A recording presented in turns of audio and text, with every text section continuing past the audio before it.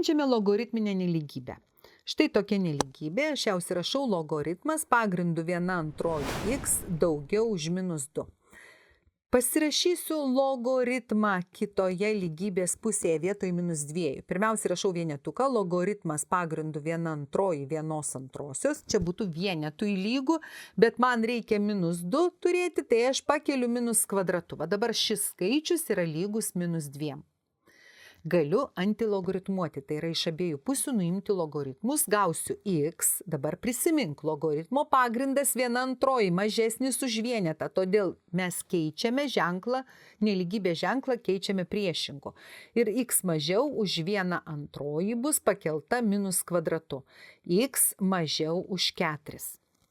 Na ir logaritmas yra. Jeigu yra logaritmas, nepamirštame niekada apibrėžimo srities. Mūsų x-iukas turi būti tik teigiamas skaičius.